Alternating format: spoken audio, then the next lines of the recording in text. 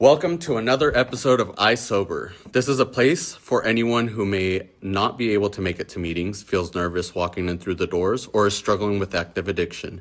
Every episode is like a mini meeting, real conversation, honest stories, personal experience, recovery lessons, and hope. Nothing is scripted, nothing is fake, just real people talking about real life recovery. Whether you're newly sober, thinking about getting clean, coming back from a relapse, supporting someone you love, or even just listening while you're using, you're welcome here. Our mission is simple: to carry hope to the person who is still suffering, remind people that recovery is possible. No judgment, no shame, no pretending, just people helping people. Let's get into today's episode. Today we are mixing things up a little bit. I have three really good friends of mine here that we are going to play a little thing that we like to call, questions out of the hat? What would you call this? Like Russian roulette. Yeah, pretty much. So it's a bunch of questions we have here in a bowl, really it's a pitcher. But we're going to go ahead and pull these questions out. Most of them are about recovery. Some of them are fun. We have two people who are former addicts, and then we also have Mr. Massey here, who has been a great pillar in our sobriety or in our community. But go ahead and introduce yourselves.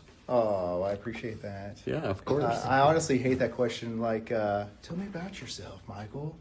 Because when I get put on the spot like that, I'm like, who am I? Who are you, Michael? Yeah, tell them. Tell our viewers who you are. I don't know. I don't know what to say. But I've just been volunteering out here, just trying to support those who are going through the recovery process for 500 years now. Yeah, it's been a while. And that's what I've aged so much. And that's what I was telling my mom today. I was like, the thing I like about Michael Massey is he has that person looking in perspective of addiction, which it's important because, the stories that really impact me is whenever people are like, yeah, and like my mom told me like, oh, it hurt so much to see you like this way. Or when people come out here and talk about their kids, them watching their kids through addiction, I'm like, dang, I probably put my mom through all that too. So it's good to see that perspective from an outside source, not just, versus us that we're all, addicts. But anyways, would you like to introduce yourself? Winton Landrum. Winton Landrum. And then over here we have... Yeah, I'm Landrum and Whittier, recovery, 38 years of drug use, and, now I'm in recovery, and I got 8 months clean. Amen. And I'm going strong, and I've got a good support group here, and got some mentors out there. I'll do whatever it takes to stay clean. No, I love that. Congrats. Alrighty, if we want to go ahead and start off with Mr. Massey, we're going to pull a question out of this pitcher. I want to keep saying hat for some reason. I don't know why. It's just a water pitcher. Yeah, it's just a water pitcher. I was thinking some kind of other picture, but...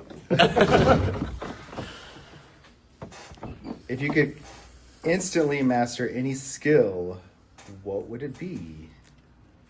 Oh, they're on both sides, too. I had a misprint, so I'd like have them on both sides. So just surprise yourself. If you don't like the front one, go to the back one. If I could instantly master any skill, what would it be? I have no skills as of right now, so anything would be. Maybe being able to sing well or to play an instrument. Even at church when we're singing worship and they're like, at the end of it, they're like, turn around and say good morning to someone. I'm always like, I'm so sorry you had to hear. You're like, that was me. Yeah. No, I love that. Like we were talking about in a car ride one day, we're like, my toxic trait is that I think like I could sound like them on the radio. And Yes. I'm like, same. All right, Mr. Landrum. And by the way, these are like fun and AA, or I'm sorry, not AA, but recovery type. So it could be from any kind of question. So, What's one thing you do today that your old self would never believe?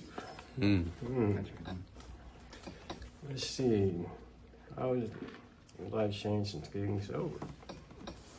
All right, I guess we'll go with the front one. One thing. My way of thinking. Originally, when I got in trouble, I was trying to help a friend out, and he had told on me, and the pistol I was caught with, I was looking for him with, and today I don't have them same feelings. Today, I look at it more as he did me a favor, because I can barely talk with them, but I got my Right. toothpicks, you know. I Yeah, got which lot of is a things. crazy change. It's Yeah, a crazy change. I came in at 110 pounds. I weigh 167 now. That's awesome. And that's recovery right there. That's Yeah. amazing. Yeah, Man. I recovered my teeth, my license. Recovering your life. And then go ahead, Mr. Whittier.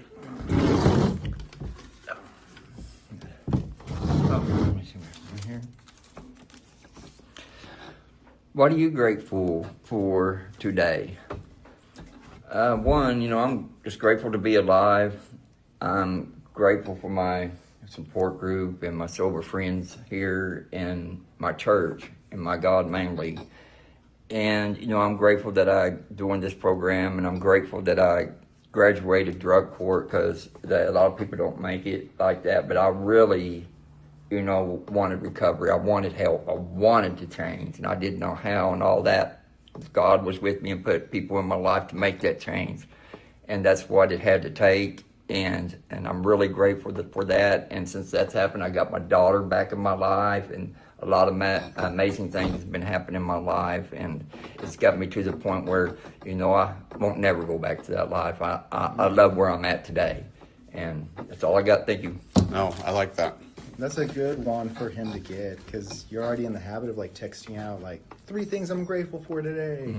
Which is an important part. Yeah, very. You know, I slack a little bit on that. Like, Especially when you're in a bad, you know, having a bad, it's best hey, it was just big breathing, you know? yeah. You know, the other day we were going to have a gratitude meeting, and I even was like, God, like again, you know? But like, that's why it's so important to practice it every day. That is so right. Alrighty. What's something sobriety gave you that you never expected? I actually, before I came into the program, I didn't believe in God fully. I had that mindset of the world's bad, or, God, I don't even know how to put that, but like, yeah, God. My relationship with God now is great. And even this last time, whenever, you know, I failed at, you know, my sobriety, that's whenever I was like, wow, like it feels weird this time. Like I feel peace and serenity within me. Like I don't feel lost soul like I used to be. So that's one thing sobriety has gifted me, is my relationship with God. And that's truly something that, you know, will stick with me for the rest of my life, because I had a pretty bad negative thinking before. And it wasn't necessarily bad or like that, but it was just not the healthiest. Yeah. So Yeah, no. He's gave me a lot of God. I mean, through God, I've gotten that peace, that serenity, that, you know, being able to breathe. So, I mean, it comes and goes, but it's just something you have to work at.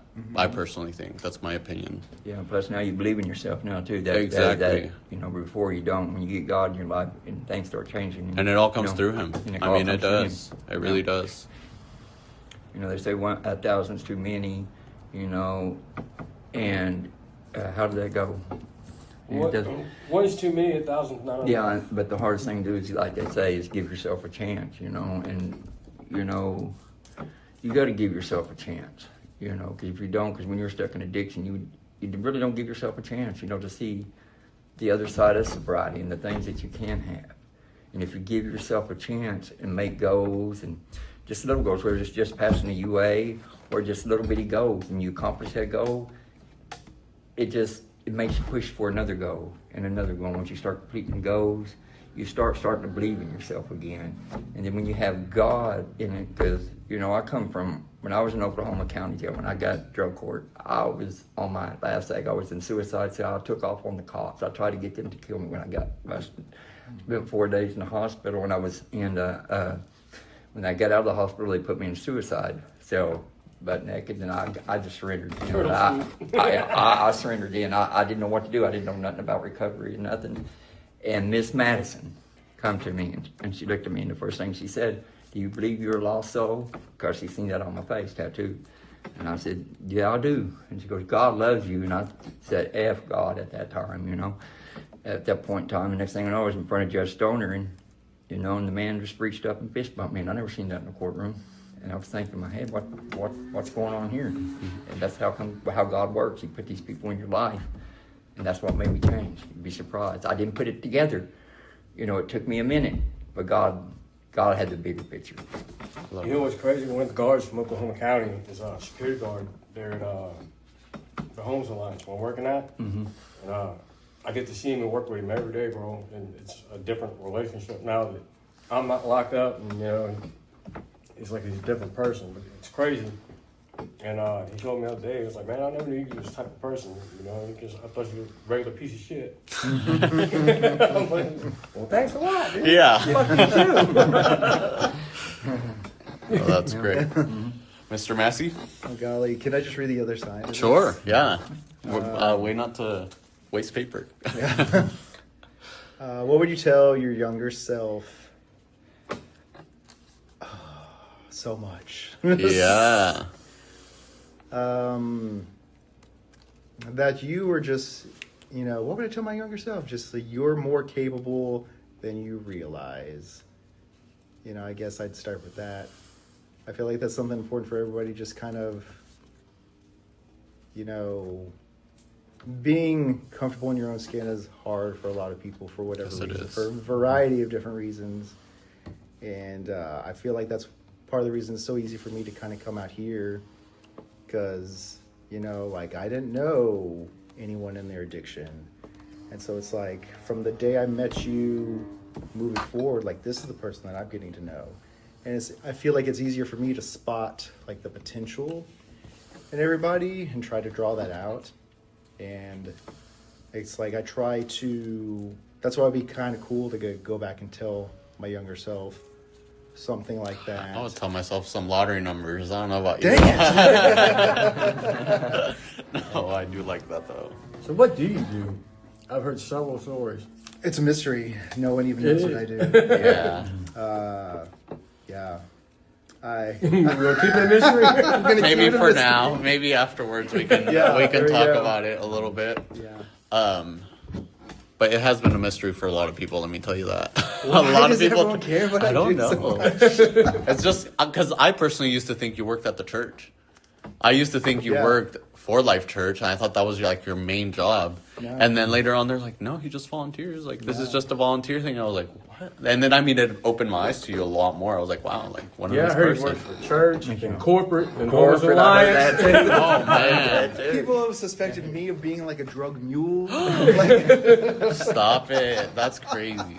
They're like, there's no questions asked when they say, "Oh, we're leaving with Michael Massey." They don't ask them questions. Huh. Like, we don't have to fill out paperwork. Maybe he's running this whole thing. And we don't even know it. Oh, we're leaving with Michael Massey. Oh yeah, is he taking one of the vans? I know. Yeah, they're so trusting. They let me take clients, take the vehicles. It's fine. It's fine. I do have a real job, though. I swear. He does, yeah. What recovery slogan is different today than when you first heard it? Ooh. I don't know. They're all pretty cheesy to me, dude. Okay. I have a thing that says cliches are cliches for a reason. It's worked for so many people. I'm just saying, like, I'm a big believer in cliches are cliches for a reason. Like, it's because they work. They do. I don't know. But what would it be for you? I guess to do it for yourself, really, because I had to do this by myself. I had no family, no backing, no nothing. And I had to just bear down and get with it, bro. And Right. It's something I don't know if I'm ever going to recover, but, you know, I had to make peace with it. I pretty much have, you know, on my own again. Ain't bad. That's good. And, you know, I do hope before you do end up leaving that you get your testimony out there with me. I really would like to hear your story. And I know we at least have one listener who will be listening. Yeah. So we'll be good. Go ahead. Okay. What does acceptance mean to you? Ooh. Okay. Acceptance means to me is getting out of your comfort zone. You know, because, you know, having other people to accept you when you're in addiction, you know, they hardly don't. And then I found that. And then I just had to accept that who I was and what I'd done, the things that I've done, you know, and I finally come to terms with that and learned. Then along with that, you have to learn how to forgive yourself. And there's a lot that comes to acceptance. You know, I can go on all day with this, you know, but acceptance is a good one. And once I learned that, you know, accept the things I've done and the people that I hurt, and and then you having people to accept me for what I am and forgive me and showing the love. It brings accountability. It bears off in every direction. Acceptance does. It brings a lot of things together. But that's what it means to me. No, you're right, and it's absolutely a key part of all this. You're very right on that. All right, let's go for a fun one. I want a fun one to come out. I'm like, this is too serious. I'm just like, Who made these okay. questions? You? Coffee or energy drinks? Coffee. I'm more of a coffee type. I told you I just had to put some fun ones in there just in case. I know. Lame. Your turn. What again? Yeah. I'm gonna get a good one. Yeah. I'm still trying to think of like who I would have dinner with. Yeah, so before we started this, and when I started doing this, we were all sitting around, and one of the questions was like, dead or alive, who is a person that you would spend a day with, pretty much? And it just fracked. I personally couldn't think of one either. I mean, I would answer, but it wouldn't be a honest answer. Yeah, probably. I wanted to be a good. Just answered mine quick, man, huh? Who? Doc Holliday. Who's that? Doc Holliday. Who's that?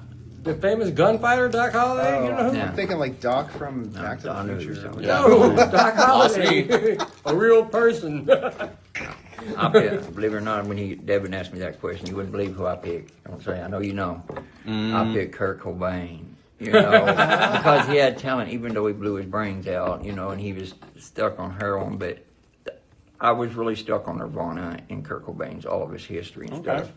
And he, I believe the man believed in God, because he was really suffering from a lot of mental issues and stuff, and the drugs,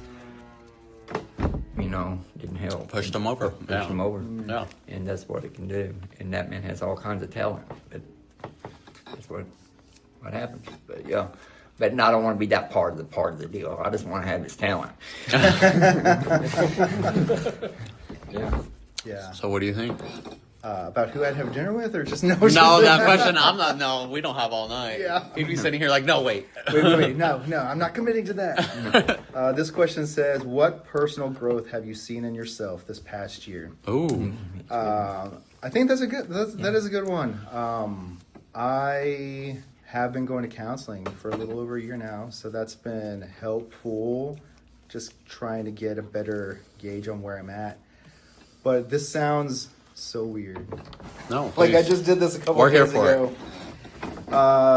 What was it? I don't even know what made me think to do this, but on Spotify every year, they're like, these are your top 5 songs. Okay. And I took a screenshot of it way back when.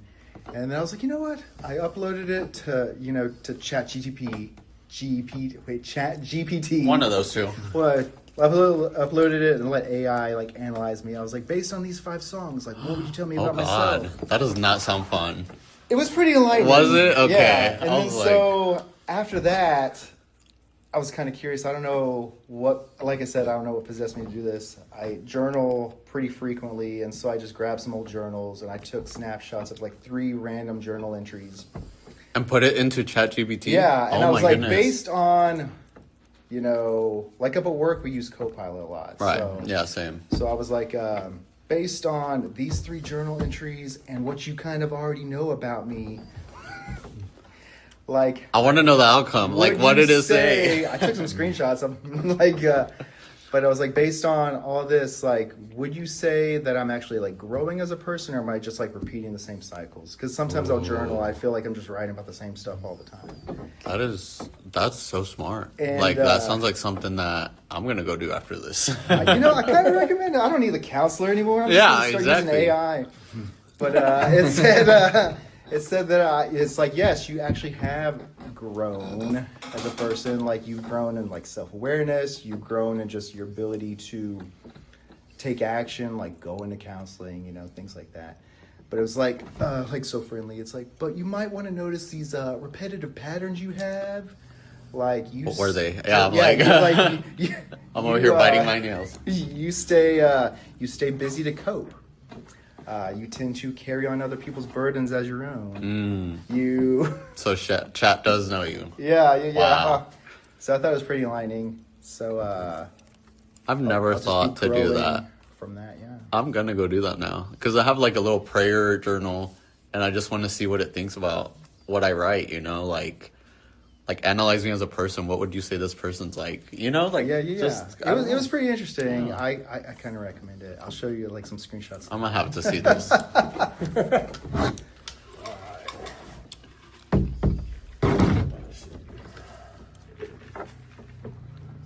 Sweet or salty? Oh, Really? things just took that turn. Sweet.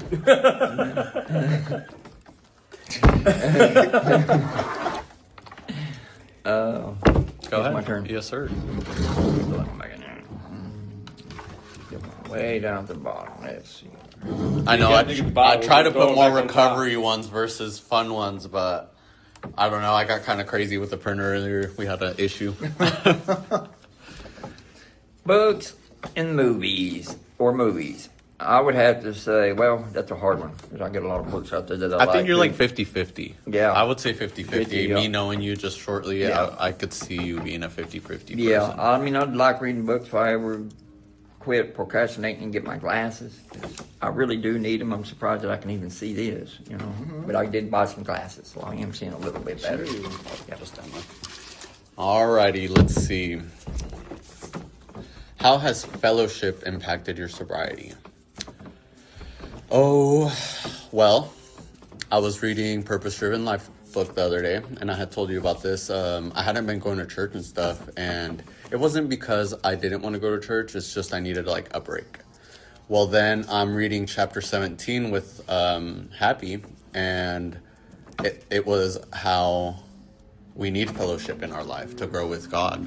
And the first thing that said is God, the first choice is surrender, which is when God saves you, that's the salvation.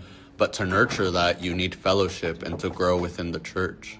And man, it convicted me. And then that next day we have that men's breakfast and I swear it's crazy how God does things. He connected it from a message that somebody asked us to be like a table leader at church. And then I had just read that chapter. And if I wouldn't have read that chapter, I probably would have been a little more like, no. And it's just crazy how God does things. So fellowship for me has really shaped my sobriety. I mean, we need it. We are not isolation type people. As much as we want to be isolated, we need the fellowship to keep the sobriety thing going. And just in general, even if you're not an addict, you need fellowship, and real normies need fellowship too. Yeah. We like to call them normies around here. No, that's offensive. No. Well, I will, to bounce off that, like, I will agree, just for me coming out here, like, there's a brotherhood out here, like, I've never seen before. Like, even in the church, just being in various life groups over the years, like, there's nothing as strong as what I've seen out here. I think it's very impressive.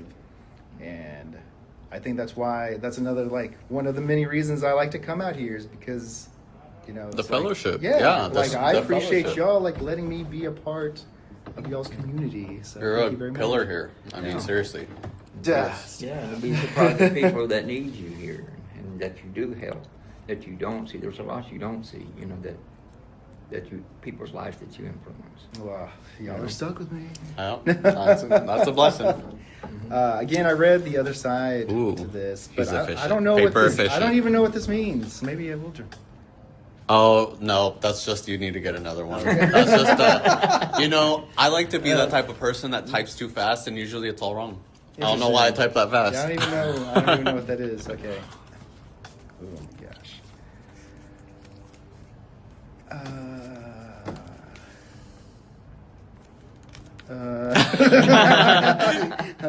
Another one? Neither one of these. Maybe it says the first side says like, what step challenged you the most? And this makes me feel like such an imposter. Because, No. because many guys have asked me over the years, like, hey, can you sponsor me? And the old director would like shut down. He's like, no, because you haven't gone through the steps. You can't sponsor anybody. Right. And I was like, it's probably for the best. I'll just be like a spiritual sponsor. And but shame on me. This whole time I've been coming out here, I kind of know the steps, but I haven't actually. But let me tell you this, Massey. Have you ever considered working them? Because it's not just AA steps. It's not just. It could be codependency steps. It could be any type of steps. You can work them. You can tie it into anything.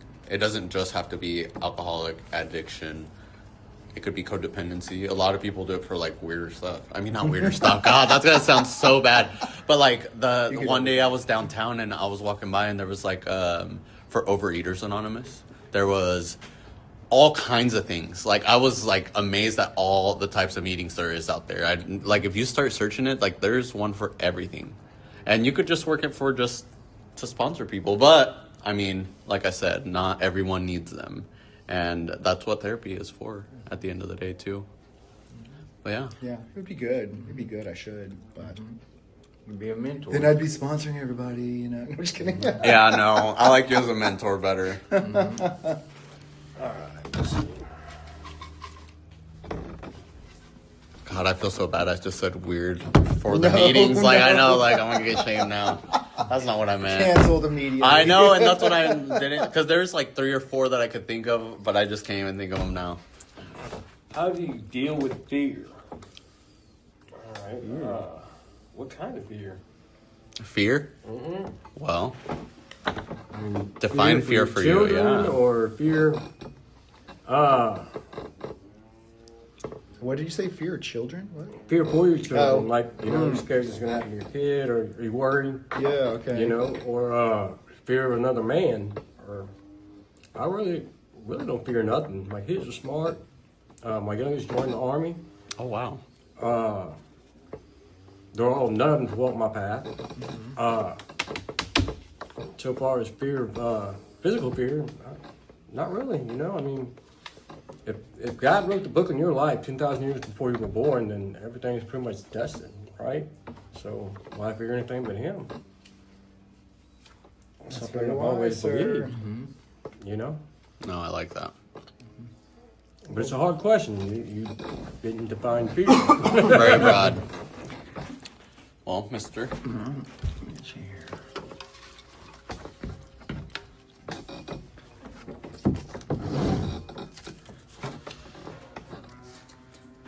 Service and fellowship. Or service and fellowship. Okay, yeah, my service is leading by example, going out there and helping somebody in need, even when I don't. I lead by example to show how I'm going, and hopefully they may want it too. And I get up there sometimes and speak, or I go. Some people come up to me and ask me, how do you do it? And, I try to do service work, even whether it was just open a door, being, for an old lady, or at a restaurant, and I fellowship with everybody, and I'm really a spiritual person, so, I try to put them on the right path, that you got to have God in their life, because that's my belief. You've got to have Him as number one,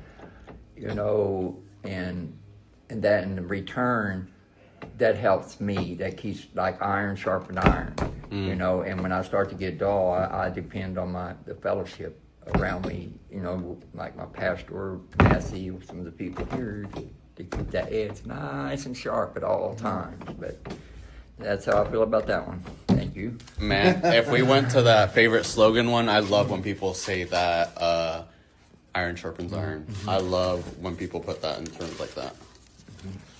Proverbs. Yeah. Proverbs. 27:17. I think so. Solomon. On the same page here. Oh gosh. I'm horrible with scripture. I'm always like butchering it. I'm like, it's 1 Corinthians, it's in there somewhere, First Corinthians Alrighty. 13, my favorite chapter. Out of all of them. Let's see, I'm like, those were repeated. So, what's a movie that you've watched more than 10 times? Okay, so it's not a movie, but it's a show, and Modern Family. I have rewatched Modern Family, and I was just telling you that the other day, how I don't know why, but Modern Family just puts me in a good mood, and I've rewatched it every single episode for like maybe 5-6 years. Like I could probably quote episodes by episodes. Like it's crazy. I love that show. I'll probably watch it again. It is a funny show. And it's like a bunch of seasons and a bunch of episodes. Like it's a big commitment to rewatch that. Like it's a lot. It's not. I don't know. Once I found it, I loved it. I love Gloria on there. She's funny. I remember you saying that, like, oh, you're in a funk? You need to watch Modern Family. Yeah, I swear, every time I'm like kind of in a funk, or like, even if I'm just like, when I finish a series I'm invested in, I'm like, all right, what do I watch now? And you know how you spend time looking for something? I go to Modern Family and then I figure it out. So yeah. Well, should we do one last round? Oh, let's go for it. All right, go ahead. You guys are up for it. Okay, the other side of that.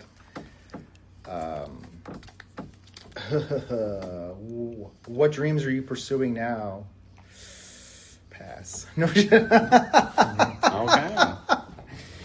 What dreams am I pursuing now?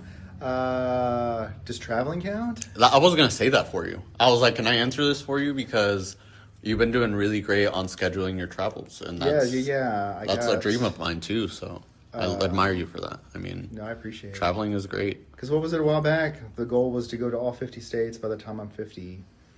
And so slowly making progress towards that. Another great mystery. And then... How old is Michael Massey? That's another great mystery. And then, I just went to Germany and Belgium a couple months ago. And I'm going to Japan in a couple months. Yeah. That's right here. It's right around the corner. Charlotte. Have you been continuing on your... Duolingo streak? Yeah, Duolingo. It's giving me the side eye. The app is... Yeah, when it's like, you haven't been here in a while. yeah, it's hard. It's hard. No, yeah. But I can confidently say sushi. What is the one that stuck for me? Green tea. Ohan? Ocha? Ocha. Yeah, ocha. Ocha kodasai. Ocha kodasai. It's because I was also supposed to go to Japan in May, but events led elsewhere. So I was learning it too, and then one day we were having lunch, and he's like, well, I'm learning Japanese. I said, that's so weird. I'm learning how to speak Japanese because I'm going to Japan. I'm like, dude, I was too. And I was like, I spoke my 3 sentences I knew. He's like, how do you know that? And I'm like, Duolingo. He's like, me too. Me too. Me too. Which, again, not knocking the app, but I was on that for over a year learning German. And then I go to Germany and everyone just speaks English. Yeah. I'm like, cool. So glad. And that's how it is now. That's how it is everywhere now, honestly. Yeah. If money wasn't an issue, what would you do every day? Ooh, that is a hard one for Alex. Travel. Let me tell you. Yeah. Well, probably travel. The only 2 states I haven't seen is Utah and Montana. Ones you haven't seen? The only 2 I haven't What? seen. That's impressive. It is. Yeah, we got to see a lot of it when after Hurricane Katrina hit. They what's it called? Auctioned off all the trailers. The FEMA trailers. They auctioned them all off, so we had to drive from state to state. I actually got a job doing that. It's pretty awesome. That is pretty cool. I lived in Colorado, and at one point we went to go visit a town that was right by Utah. Am I geographically correct? Right? Yeah. As Utah? Yeah. Okay, yeah. So, no, is it? Wait, yeah? No. Yeah. I want to say yeah. Where is the... Isn't it Colorado? Then No, I'm thinking something else. That's what is it? This is horrible. It's New Mexico, Arizona, Colorado, and then what's the other state? above. Is that Utah? I think it is Utah Okay. because I want to say it is Utah because, and people are going to be like, these people don't know their maps. They're probably, it's Go probably back to not. school. I know, but I visited this town and I literally drove an hour just to step on the border of Utah just to say I've been there. I haven't explored it yet, but I stepped on it 1 foot. It was fun. I did that when I went to Omaha a couple years ago. Yeah. I didn't realize it was basically on the state line. Right. I was like, oh, let me just step over It's- Iowa real quick. Yeah, and that's what I did. I'm like, I'm just going to drive there, step, and then came back. I'm like, it kind of took it in. I'm like, yeah, it still looks the same. And then walk back. It doesn't get pretty till you're in there. But I used to live in Arizona, and I guess Utah's very similar to Arizona. So I just kind of was wanting to go check it out one day. So that's definitely one for the books. Because how do you handle resentment when it comes up? Boy, that took me a minute to learn that one. Now, I just learned, just let it go. Just let it go. Sometimes I had to pray about it. And, go walk, talk to somebody, something like that. If it's eating at me real hard, because sometimes it does, and I have to walk away and I just But the thing I have to do is just to let it go. Give it to God. Pray. Just let it go. Now, I may have to say that 1,000 times. Just let it go. And breathe. Ideal, but yeah, that's how I handle it. No, I like that. I like how you said that. That's the serenity prayer for me. I mean, it's something it's there for a reason. That's a good one. It is. Alrighty, let's hit off with this last one. And it says, what are you doing today to protect your sobriety? Well, in a lot of ways, this podcast. I mean, I've always wanted to do things like this and, breaking away from the shyness and the, oh my God, why am I not doing it? I think I'm going to keep this going as long as, and I've always wanted to do something like this, and it's just something that I've never took the initiative to, to take, and there's just been little things convicting me throughout time, like, just start it, like, people are out there doing the most, and we were doing the most in our addiction. I'm like, this is at least in a positive way, like, what is the struggle of doing it? So, probably service work in a way. Like, I really do want to create this platform so people can develop their speaking skills as well as myself, to be able to share our stories properly, to be able to deliver the message we want to through our shared experiences. But yeah. No, you should. This is one of the things I say all the time. Like, I'm full of like Massey cliches, if you will. Just I feel like I'm one of those like pull string dolls that have five sayings they just say over and over. But I say it all the time. Just like the things that you've been through in a weird way is kind of an asset because people are going to listen to you long before they ever listen to me, just because of like the things you've been through, the things you've experienced. So it's super important for you to share your story and to share your testimony. It even says that, I think, in Revelation, like, we're saved by the blood of the Lamb and the word of our testimony. So there's power in your story. So definitely be sure to, or not, don't shy away from sharing it. So because it could really help someone. So yeah, you doing this is I think, going to be very helpful. And that is the concept that people get missed in. That it's a podcast for what? It's if we reach one person or if it helps the person themselves. Like I've only done 2 episodes with 2 people and.